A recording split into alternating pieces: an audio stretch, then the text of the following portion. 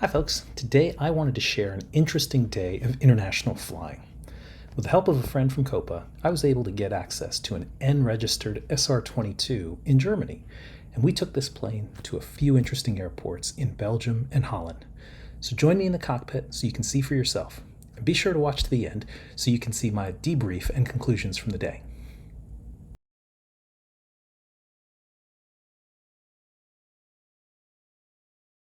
Hi folks, this is Mark. He's my buddy who's going to help me navigate the international airspace. We are in, what is it, Nordhorn, Germany. Yep. And we are going to fly to Belgium and Netherlands today.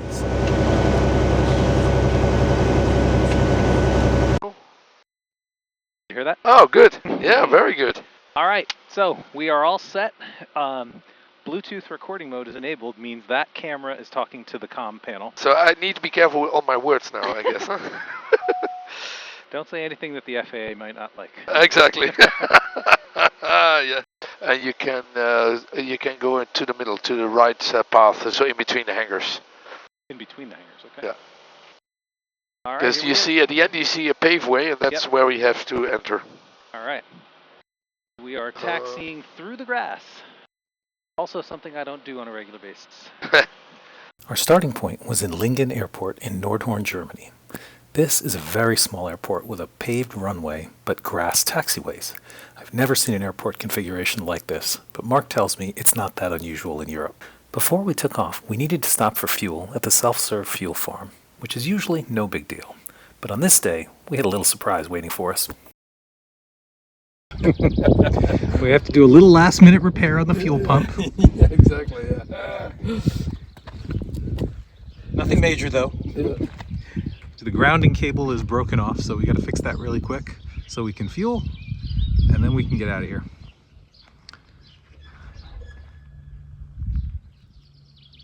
And this plane is November 70 Delta Echo.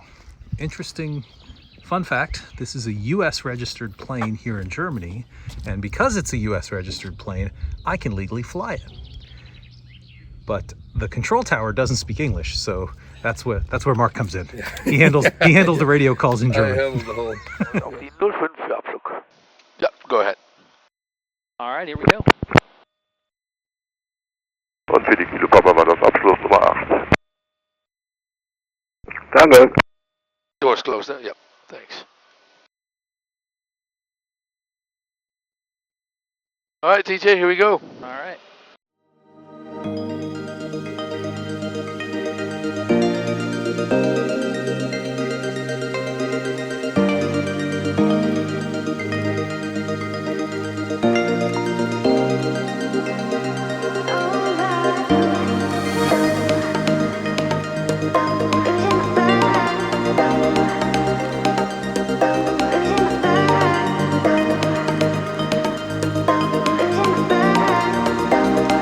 Our first stop was Antwerp, Belgium. This was the airport that was the most typical for me. We flew a regular instrument approach, and I wanted to do a touch and go, but Mark informed me that we needed to do a full stop landing so that we could get out of the plane and pay our landing fee. Oh well, just one of the minor complications of flying in Europe.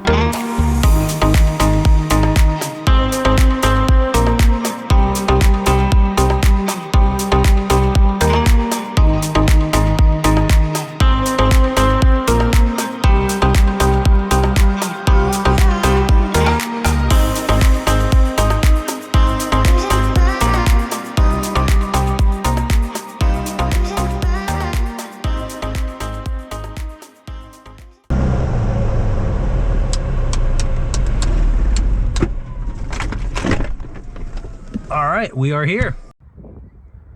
All right, we made it. We have landed in Antwerp, Belgium, and you can see our sporty vests, which are required in Europe.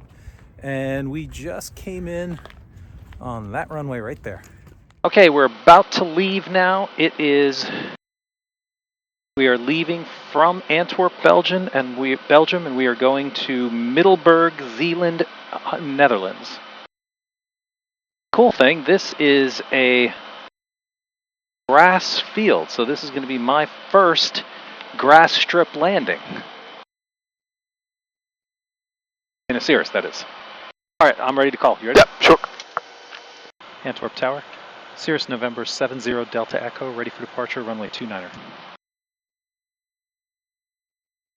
November 70 Delta Echo Antwerp Tower, wind 320 degrees 6 knots, runway 29er cleared for takeoff, right turn at Port Echo, low climb to 2,000 feet. Clear for takeoff, 29er, right turn at Porta and Calo. Porto and Calo. Yep, 2000. 2000.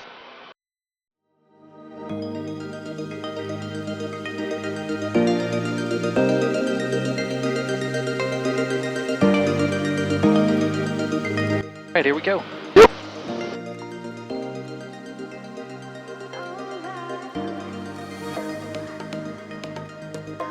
Right rudder in, airspeed's coming alive.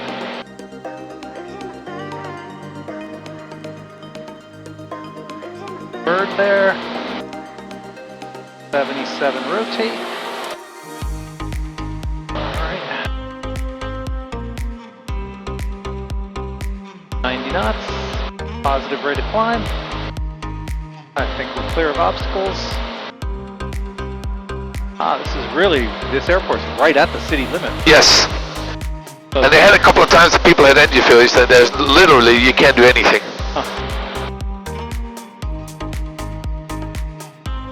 And then the highway will show up, just continue straight ahead a little bit. And, Here's the highway. yeah, you can make a right turn here. There you go. And follow the highway.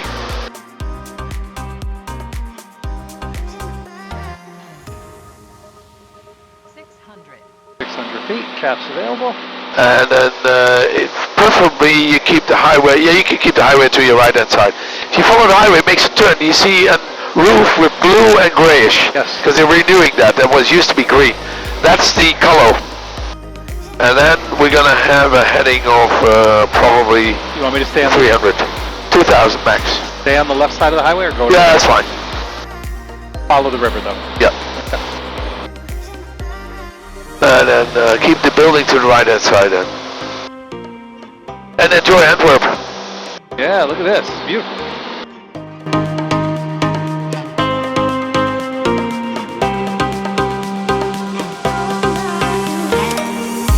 Our next stop was Midden-Zeeland, which was a really neat airport. It has a long grass runway, and while I've landed on grass in Cessnas before, this was my first time landing a Cirrus on grass. And this airport was so well maintained that the grass runway was nicer than most golf courses that I've been to. And best of all, they had a restaurant on the field.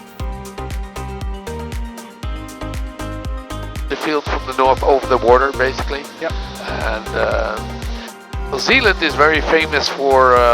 There used to be the shipyard, hundreds of years ago. This was the yard where they were building ships and stuff like that, and the goods were coming in. And How about a descent? yeah, sure, to 1,000.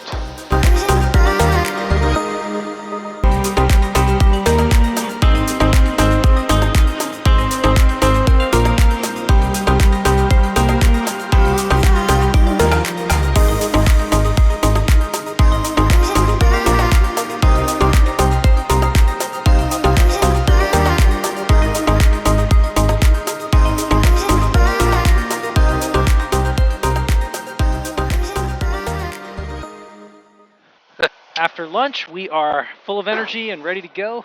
And now this is going to be the first grass strip takeoff. So I got the yoke all the way back. Yep, parking brake is over. Yeah, okay, go ahead. No parking brake.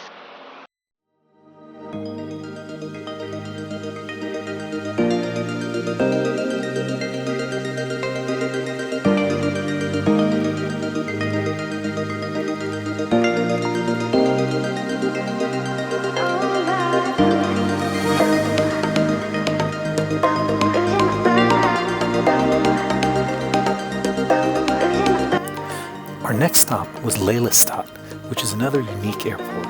It's in Holland and it's actually below sea level. I have never landed with the altimeter showing negative before, so this was yet another first for me.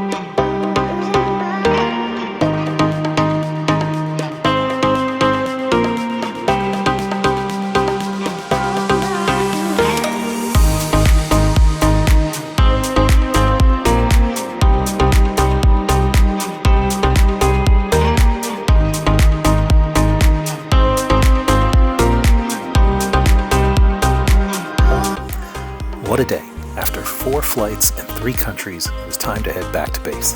And I was getting a little tired.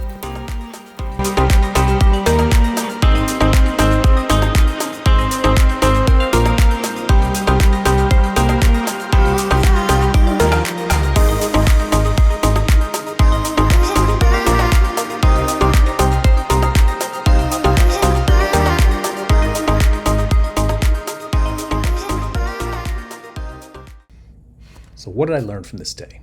First is experience. This day gave me a great appreciation of the nuances of flying in Europe. From landing reservations, radio protocols, and language considerations, I learned a great deal today. Second, it really gave me a deep appreciation for how easy and cheap it is to fly in the US.